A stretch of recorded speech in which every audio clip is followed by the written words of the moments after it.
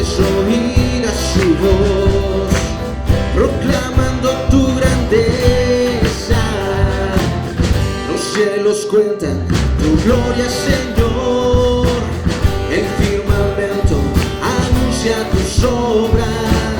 De día y noches oída su voz, proclamando tu grandeza. Y yo proclamaré tu grandeza y tu poder. Anunciaré con mi vida que tú eres el Rey. Y como el cielo y las estrellas, portador de tu gloria seré. Los cielos cuentan tu gloria, Señor. El firmamento anuncia tus obras. De día y noches oída su voz, proclamando tu grandeza. Los cielos cuentan tu gloria, Señor. El firmamento anuncia tus obras. De día y noches oída su voz, proclamando tu grandeza. Y yo proclamaré tu grandeza y tu poder. Anunciaré con mi vida que tú eres el Rey. Y como el cielo y las estrellas, portador de tu gloria seré. Y yo proclamaré tu grandeza y tu poder. Anunciaré con mi vida que tú eres el Rey. Y como el cielo y las estrellas, portador de tu gloria seré. Y si tu poder y tu deidad son visibles en tu creación, quiero que sean visibles en mi vida, Señor.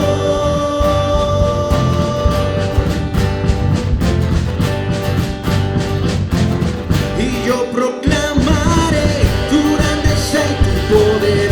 Anunciaré con mi vida que tú eres el Rey. Y como el cielo y las estrellas, portador de tu gloria seré. Y yo proclamaré tu grandeza y tu poder. Anunciaré con mi vida que tú eres el Rey. Y como el cielo y las estrellas, portador de tu gloria seré.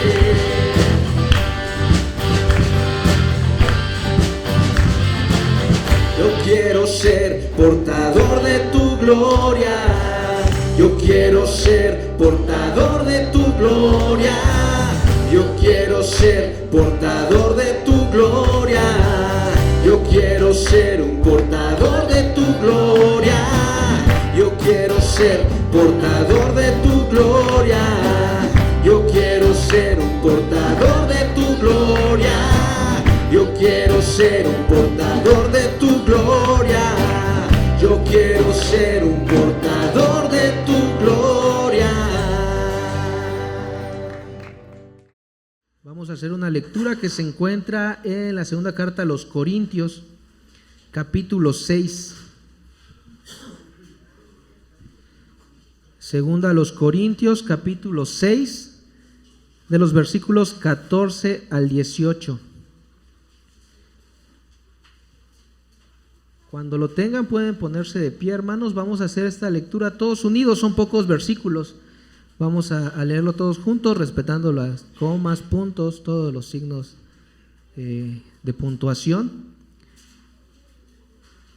Segunda a los Corintios, capítulo 6, de los versículos 14 al 18. Puestos de pie, hermanos, la palabra de Dios dice así: no formen yunta con los incrédulos. ¿Qué tienen en común la justicia y la maldad? ¿O qué comunión pueden tener la luz con la oscuridad? ¿Qué armonía tiene Cristo con el diablo? ¿Qué tiene en común un creyente con un incrédulo? ¿En qué concuerdan el templo de Dios y los ídolos? Porque nosotros somos templo del Dios viviente. Como Él ha dicho, viviré con ellos y caminaré entre ellos. Yo seré su Dios y ellos serán mi pueblo. Por tanto, el Señor añade: salgan de en medio de ellos y apártense. No toquen nada impuro y yo los recibiré.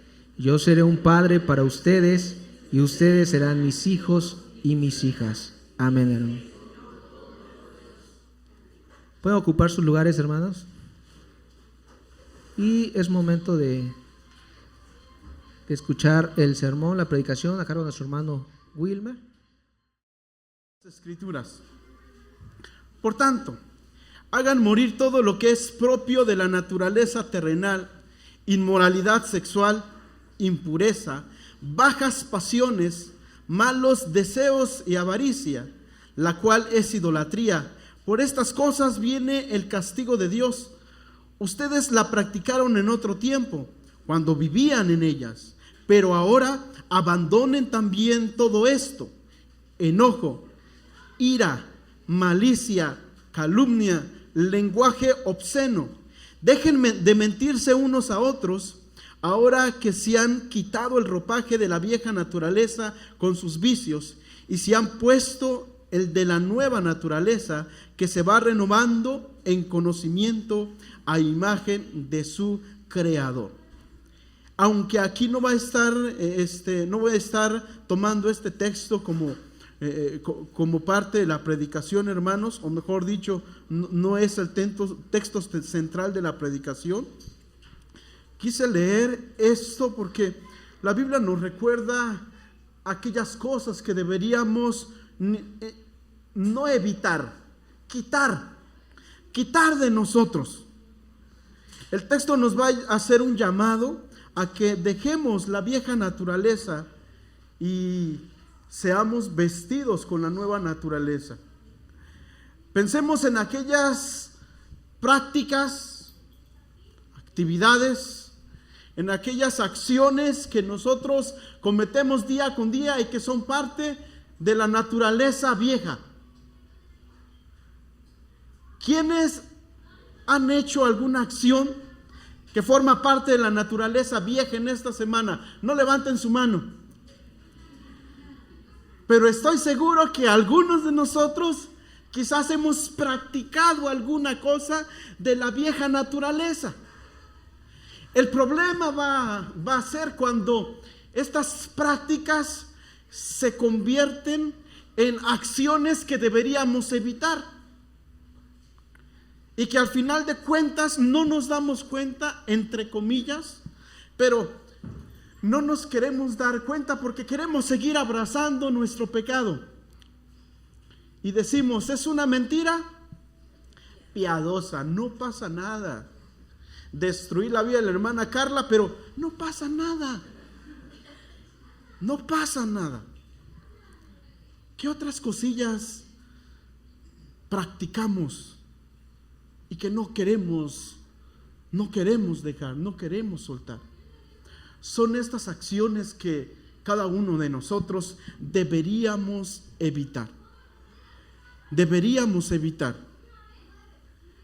Mateo 26, 40 al 41 dice así las Escrituras: luego volvió a donde estaban sus discípulos y los encontró dormidos.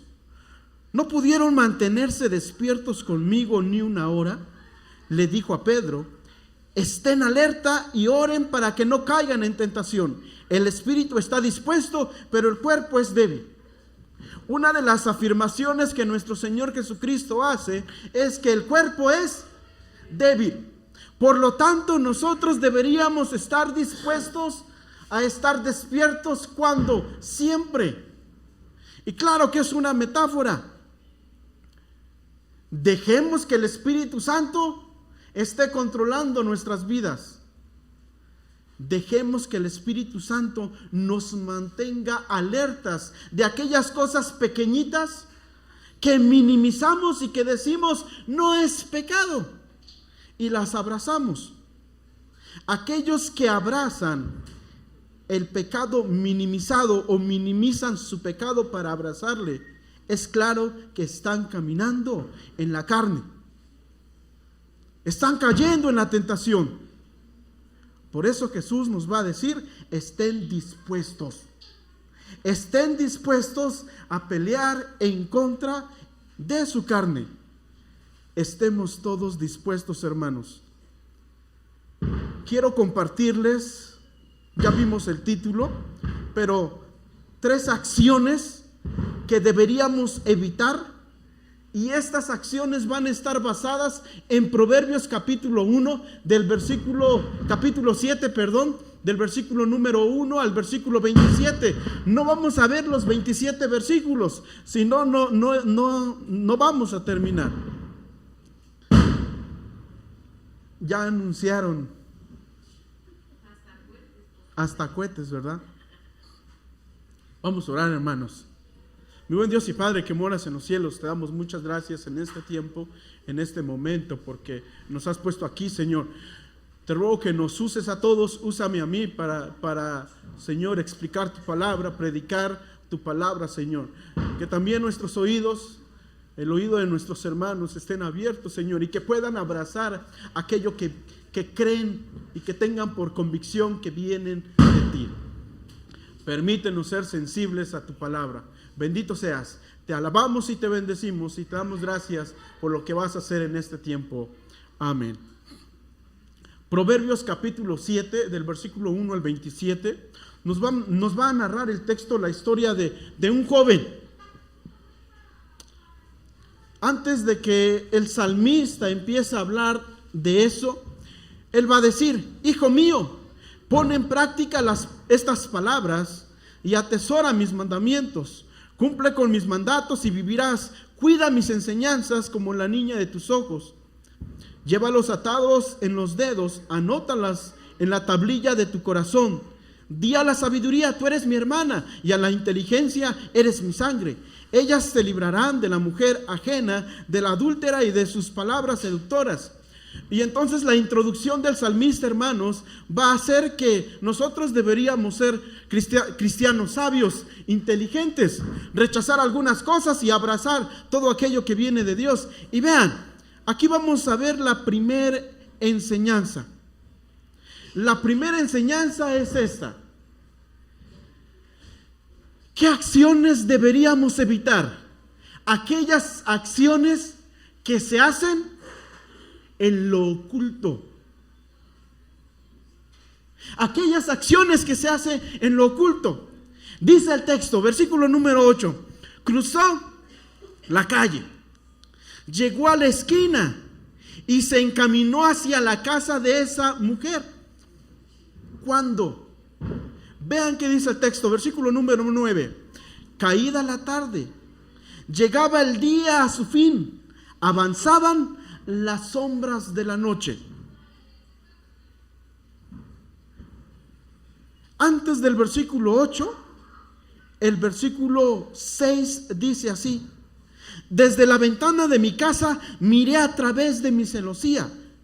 Me puse a ver a quienes, a los inexpertos, y entre los jóvenes observé a uno de ellos con falta de juicio.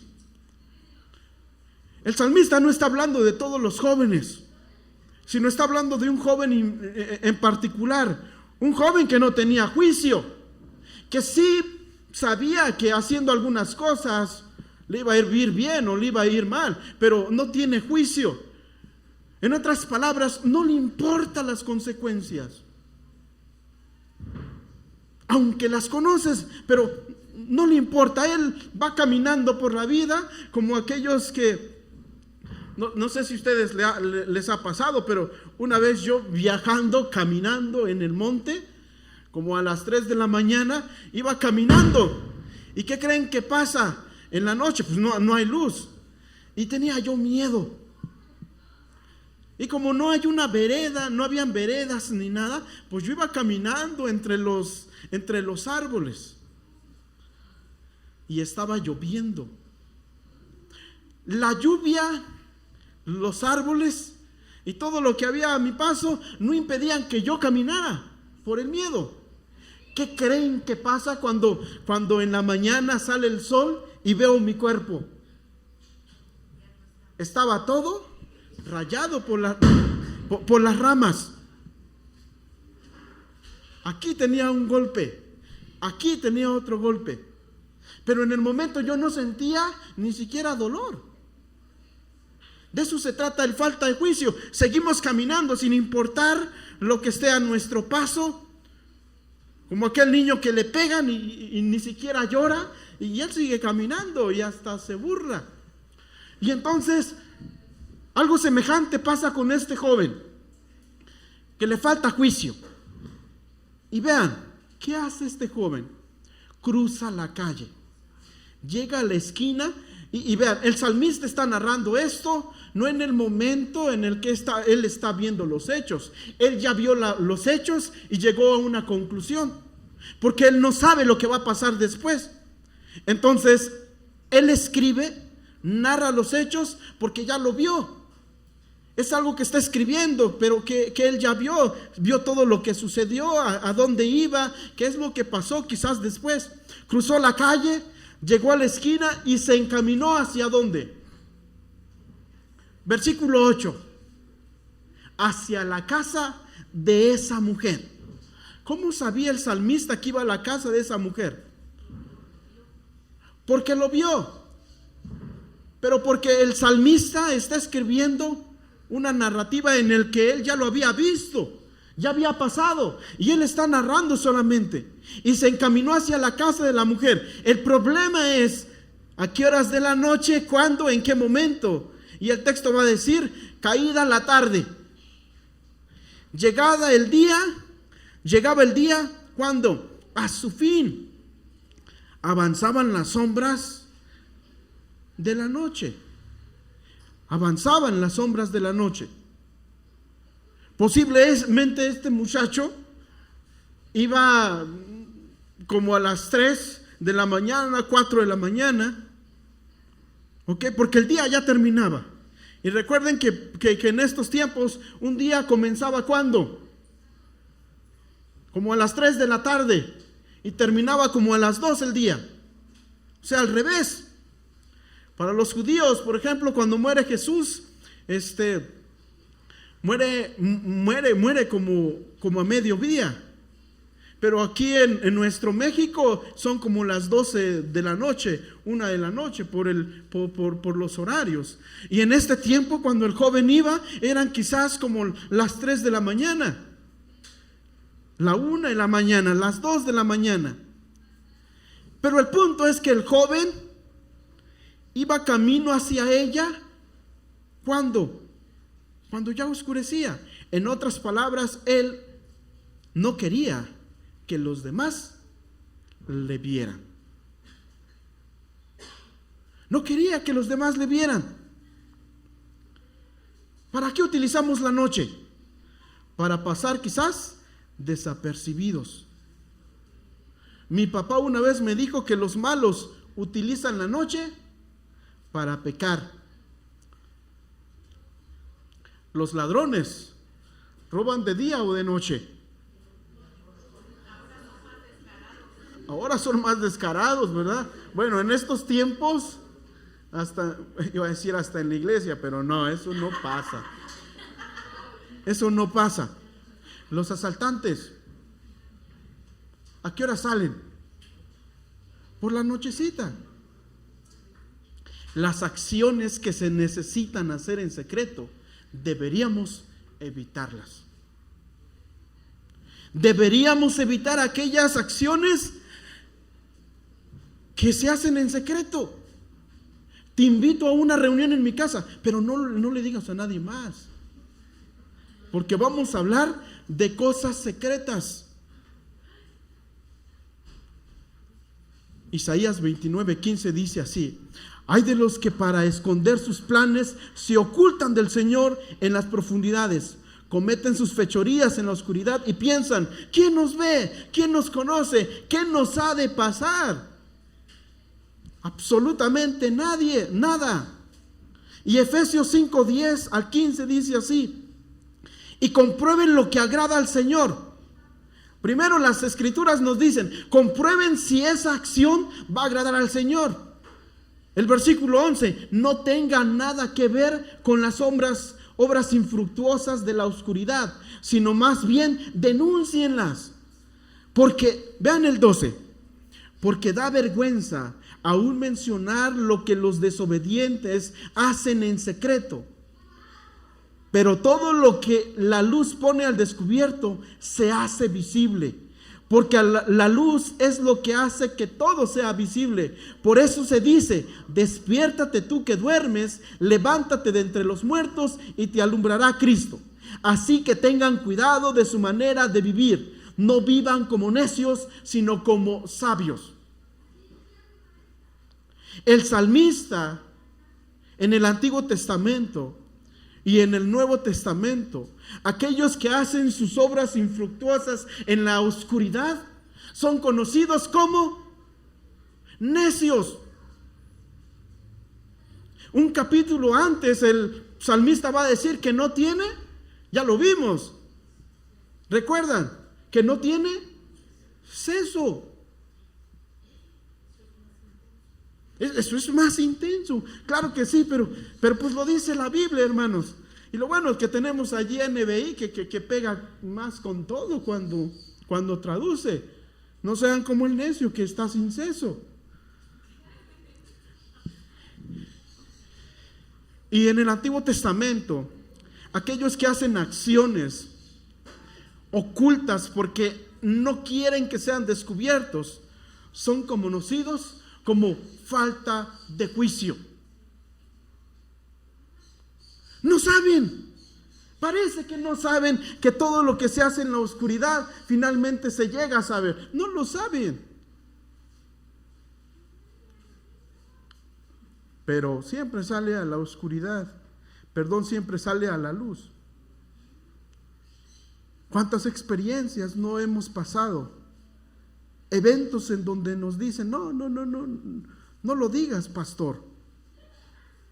No lo diga, hermano. Una vez, esta es una historia en donde resulta ser como una historia minimizada, sobre todo porque es una acción que no se sabe.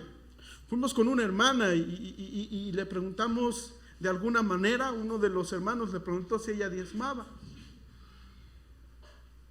Y ella dijo no.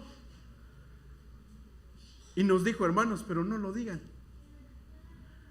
Y nosotros pues hicimos caso, porque es algo que no nos incumbe. Pero ¿qué creen que pasó en sesión de negocios? Queremos a la hermana fulanita de tal como diaconisa. Bueno, pues necesitamos ir a hablar con ella. Y le dijimos: hermana, ¿cómo está? Bien. ¿Usted ya diezma? Y la respuesta es no. Y los que han asistido en alguna sesión de negocios saben que eso se tiene que llevar a la iglesia para finalmente decirle a los hermanos: no puede. No puede porque no diezma. Imagínense los pecadores predicando aquí. Y entonces pues no se puede. Y pues nos tocó decirle a los hermanos: hermanos, está bien que elijan a la hermana como diaconisa, pero está este asunto. Ustedes dicen si la eligen así o no. Y la hermana dijo: nunca van a saber los hermanos que no diezmo. ¿Usted cree que nunca van a saber? Todos los hermanos lo supieron en ese tiempo. Todos. Y entonces se supo. Pero Dios siempre saca a la luz las cosas. Hermanos, no vayan a pensar que estoy predicando esto por algo, porque tocaba. El capítulo de ayer, del domingo, el domingo pasado, no, en el anterior, vimos el capítulo 6. Ahora estamos viendo el 7. Después toca el 8. Por si alguien dice: hermano, esto lo está diciendo por nosotros. No lo estamos diciendo por ustedes. Yo ni siquiera conozco sus cosas secretas. Dios conoce sus cosas secretas. Yo no. Así que tengamos cuidado de nuestra manera de vivir. No vivamos como necios, sino como sabios, dice Efesios 5:15. No hagamos las cosas en secreto. andemos como de día y no como de noche.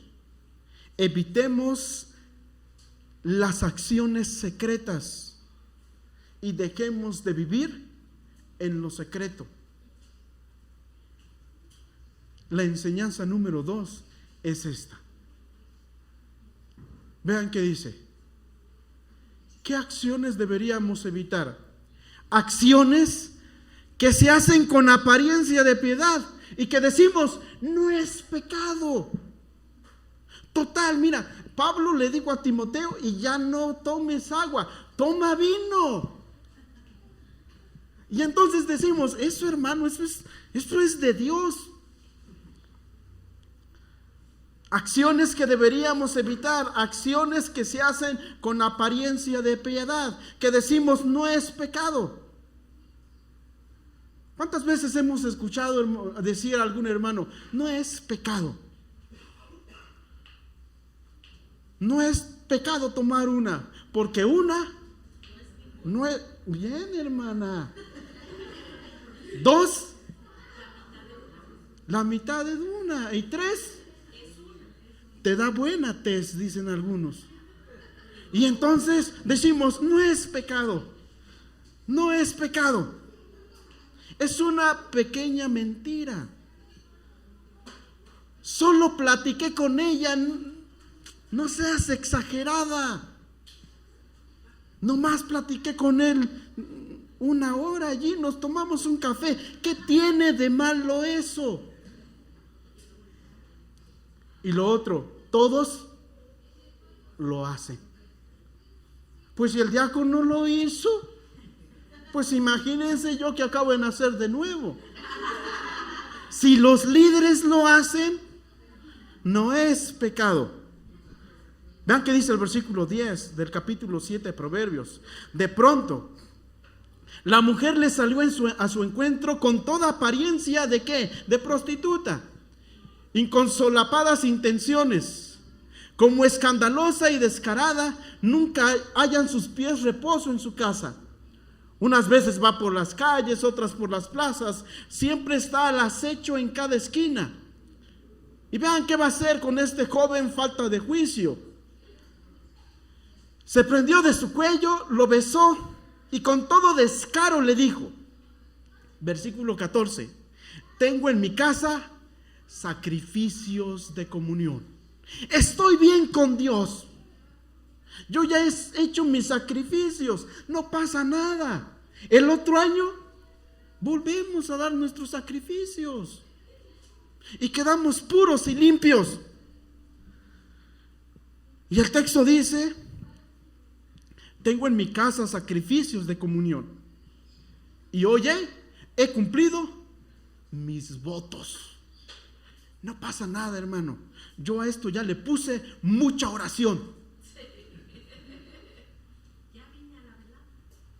Por lo tanto, pequemos con tranquilidad. Uy, soy profesor de seminario, hermano. Lo digo por mí, hermanas. No pasa nada. Allá todos los días vamos a escuchar una predicación. Estamos bien santos, somos bien santos. Y vean que sigue diciendo, por eso he cumplido mis votos, por eso he venido a tu encuentro. En otras palabras, estoy bien con Dios. Por eso puedo hacer esto. Porque soy un hombre, soy una mujer madura. Por eso he venido a tu encuentro. Te buscaba y ya te he encontrado. Sobre la cama he tendido multicolores linos egipcios. 17. He perfumado mi lecho con aroma de mirra. Ustedes saben que uno de los regalos del Señor Jesús cuando nació, ¿qué fue? Mirra. Que sirve para adorar a un ser divino. En este caso, sí, esa mirra sirvió para adorar a nuestro Señor Jesucristo. Pero lo que la mujer está queriendo decir aquí, no te preocupes, aún mi cama es un lugar santo. Le puse aloe y canela. Ven, bebamos hasta el fondo la copa del amor. Disfrutemos del amor hasta el amanecer. Y entonces el joven fue. Hay a veces, hermanos, que pensamos que la acción o que una acción mala se convierte en buena porque nosotros somos buenos. Pensamos que nosotros santificamos las acciones. Pensamos que nosotros convertimos en una acción en buena porque somos maduros. Si el pastor lo hizo, de seguro ha de ser bueno. Si los líderes lo dijeron, es porque ha de ser bueno. Si ellos lo hicieron, es porque pues está bien. Y nosotros quedamos callados. Si Nazón se acostó con las ovejas, es porque ha de ser bueno. Él es Nazón. Él es el príncipe de Jehová. Él siempre tiene la razón. Y entonces pensamos que una acción mala se convierte en buena porque somos buenos, o que una acción mala se convierte en buena porque aquella persona que lo hizo es buena o es madura. Pero fracasamos o erramos en ese tipo de pensamientos. O pensamos que una acción es buena porque nos agradan. Las acciones que solamente tienen apariencia de piedad, pero que no son piadosos, en realidad engañan nuestros corazones. Nos autoengañamos. El corazón se ciega. No queremos aceptar nuestros errores y sobre todo no queremos aceptar nuestro pecado. Esas acciones son las más fuertes en nuestras vidas. La minimizamos y la hacemos aceptos a nosotros. Cuando dialogamos con la maldad, por ejemplo, según a los Corintios, capítulo 6, versículo 14 al 16, dice así, ya lo leímos: no formen yunta con los incrédulos. Pablo allí está enojado porque está tratándonos como de ¿qué? Como de bueyes. ¿Sí? Y está enojado por el contexto de la primera y segunda carta y otras cartas más que parece ser que envió. Y entonces él va a decir, no formen yunta con los incrédulos. ¿Qué tienen en comunión la justicia y la maldad? ¿O qué comunión puede tener la luz con la oscuridad? Absolutamente ninguna comunión. ¿Qué armonía tiene Cristo con el diablo? ¿Qué tienen en común un creyente con un incrédulo? ¿En qué concuerda el templo de Dios y los ídolos? Porque nosotros somos templo del Dios viviente. Como Él ha dicho, viviré con ellos y caminaré entre ellos. Yo seré su Dios y ellos serán mi pueblo. Por lo tanto, el Señor añade. Las Escrituras, hermanos, nos invitan, nos ordenan y nos mandan a no tener conversaciones con la maldad, a no negociar con la maldad. Lo que es malo es eso, es malo. Lo que es pecado es eso, es pecado. Sin importar el lugar que ocupes, si eres líder, si eres presidente de los más, si eres presidente, si eres pastor, si eres director, etcétera, sin importar lo que seas, tú no deberías tratar con lo malo. No deberías sentarte a negociar con lo que es malo. No negocies con las acciones que son malas. Quitemos de nuestras vidas aquellas acciones que parecen piadosas, pero no son piadosas. No son piadosas.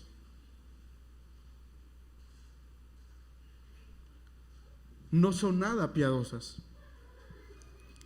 Enseñanza número 3, hermanos, ya para que nos vayamos a quitar a nuestras casas ese tipo de acciones. Dice el texto: Mi esposo, ¿qué no pasa? ¿O qué dice el texto? Mi esposo no está en casa, pues ha emprendido un largo viaje. Se ha llevado consigo la bolsa de dinero y no regresará hasta el día de la luna llena. Con palabras persuasivas lo convenció, con lisonjas de sus labios lo sedujo. ¿Qué acciones deberíamos de evitar? Acciones que se hacen pensando tener el control de las consecuencias. Allí le faltó el en, ¿verdad? Acciones que se hacen pensando en tener el control de las consecuencias. Pero sí le entendemos, ¿verdad? Allí, perdónenme. Y estas son acciones que deberíamos evitar. ¿Han conocido ustedes personas no cristianas, digamos no cristianas, entre comillas, que siempre lo tienen planeado todo? No te preocupes, si pasa esto, hacemos aquello. Y si ese plan no resulta, hay un plan B. Y si el plan B no funcionó, el C. ¿Se han encontrado con hermanos con este tipo de pensamientos? Que piensan tener el control de sus consecuencias. Y entonces el texto dice: mi esposo no está en casa. En otras palabras, no tengas miedo. No van a haber consecuencias. Mi esposo no está en casa. Si tienes miedo, no te preocupes. Él no está. Es más, te explico. Él se fue de viaje. Y se fue a Chihuahua. Y se fue en camión. ¿Y qué crees? De regreso, los caminos están tapados. Por lo menos unas horas se detienen allí. Pues ha emprendido un largo viaje. Y mira, se ha llevado consigo la bolsa de dinero. ¿Eso qué significa? Que se va a tardar por lo menos 4 días. Aprovechemos este día. Se ha llevado consigo la bolsa de dinero y no regresará. ¿Hasta cuándo? Hasta el día de la luna llena. Y tremendo. Porque lo que está haciendo aquí el personaje es apaciguar, quitar las consecuencias. Está diciendo, no va a haber consecuencias, no te preocupes. Y los jóvenes dirían, NTP, no te preocupes, no pasa nada, muchachillo, vamos. Y entonces pensamos tener el control de la situación, el control de las consecuencias, y decimos, no va a pasar nada. ¿Lo hacemos o no lo hacemos? Sí. ¿Qué nos pueden hacer? Uy, yo soy el diácono de la iglesia. ¿Qué van a hacer los hermanos? Ya no quiero poner más de ese tipo de ejemplos. No voy a hacer que se me vaya a enojar aquí el hermano tal. No se crea. El hermano es un pan de Dios, no se enoja. Quienes conocemos a nuestros hermanos son manás del cielo, caídos del cielo. No, hombre, no se enoja. Y entonces pensamos nuevamente, hermanos, tener el control de nuestras consecuencias. Pero en realidad nosotros no controlamos nunca nada. Recuerden, nosotros nos toca tirar los dados, pero ¿qué número sale? No nos toca a nosotros decidirlo. A eso le toca decidir, o eso lo decide nuestro Dios. Eso lo decide nuestro Dios. Gálatas 6:7 dice así: no se engañen, de Dios nadie se burla. Cada uno cosecha lo que siembra. El que siembra para agradar a su naturaleza pecaminosa, de esa misma naturaleza cosechará destrucción. El que siembra para agradar al Espíritu, del Espíritu cosechará vida eterna. Cuando fuimos con un hermano a decirle que estaba pasando algo en su vida y le leímos este texto, él dijo: este texto, hermano, ya está trillado. Es más, y lo dijo, creo que de testigo está mi esposa, y dijo: nosotros los que somos maduros sabemos que no siempre cosechamos lo que sembramos. Y yo dije: bueno, pues yo estoy parado, frente a alguien que yo no sé si es cristiano, porque si las escrituras lo dicen, es verdad. Y yo la abrazo. Y yo estoy esperando por lo menos cosechar algunos frutos buenos. Y también espero no cosechar tanto frutos malos. Pero el texto dice: cada uno cosecha lo que siembra. El que siembra para agradar a su naturaleza pecaminosa, y vean qué dice el texto: de esa naturaleza cosechará destrucción. Y el que siembra para agradar al Espíritu, eso va a cosechar. Por lo tanto, el texto va a decir: no nos cansemos de hacer el bien, porque a su debido tiempo cosecharemos si no nos damos por vencidos. Por lo tanto, siempre que tengamos la oportunidad, hagamos bien a todos, especialmente a los de la familia de la fe.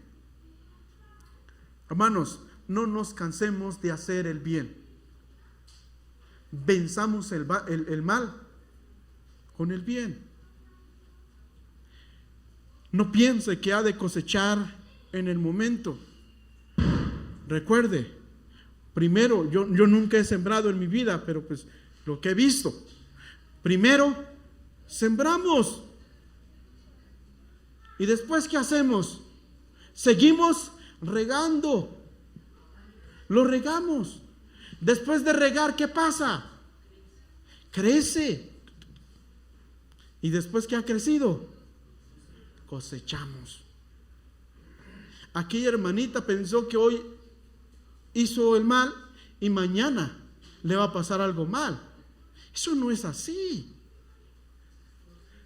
Hay una espera en donde seguimos desarrollando lo malo. En algún momento, cuando esto ya haya crecido, entonces va a dar su fruto. Pero de que hemos de cosechar lo que hemos sembrado, sí lo hemos de hacer. Dejemos de cosechar, de sembrar lo malo. No me van a creer, pero yo ya tengo media hora aquí. Y como me recomendaron hablar poco, vamos a dejarlo hasta aquí. Pero repitamos las enseñanzas. ¿Qué acciones deberíamos dejar, evitar? Lo digamos uno por uno. Primero, la primera acción que deberíamos evitar es esta, o son estas: acciones que se hacen en lo oculto. Recuerden, Satanás con Cristo no tienen que ver absolutamente nada. Enseñanza número 2 es esta: deberíamos evitar las acciones que se hacen con apariencia de piedad. No pasa nada. Y finalmente, deberíamos evitar las acciones que se hacen pensando en tener el control de las consecuencias. No te preocupes, todo está planeado. Evitemos esas acciones, hermanos, y vivamos como Dios quiere. Seamos hombres dignos de nuestro Señor. Seamos hombres y mujeres valientes, que peleamos en contra de nuestros pecados. Porque ninguno puede decir aquí: yo no batallo. Todos batallamos contra algo. ¿Qué les parece, hermanos, si nos comprometemos a evitar estas acciones? y decimos, Señor, le digamos al Señor, dame discernimiento, porque yo parece que o no quiero tener discernimiento, o sí me hace falta discernimiento. ¿Qué les parece si le decimos al Señor, ayúdame a identificar aquellas acciones que no quiero o que no debo hacer? ¿Les parece si lo hacemos? Nos ponemos de pie para orar, hermanos. Mi buen Dios y Padre que moras en los cielos, te doy muchas gracias. Gracias porque eres muy bueno con nosotros. Yo quiero pedirte por mis hermanos, tú sabes lo que hay en sus corazones. Yo desconozco completamente aún el historial de vida de cada uno de mis hermanos. Te ruego que tú les ayudes siempre a actuar con verdad, a pensar siempre en la verdad. Ayúdanos a actuar, Señor, con la verdad. Ayúdanos a evitar aquellas acciones que están erradas y que a veces pensamos que son buenas, pero que finalmente no te agradan. También, como dice tu palabra, danos valentía para denunciar aquellas actividades que son malas y que a veces la disfrazamos de buenas. Bendito seas. Ayúdanos siempre, Padre, a tener discernimiento para saber decidir o saber, Señor, discernir si una acción, Señor, es buena o es mala. Perdónanos por nuestros pecados y ayúdanos siempre a caminar en la luz. Bendito seas. Te alabamos y te bendecimos y te damos gracias por todo y en todo. Gracias por lo que vas a hacer con esta iglesia, por lo que estás haciendo y por lo que ya hiciste. Bendito seas. En Cristo Jesús te alabamos. Amén. Hermanos, que el Señor les bendiga.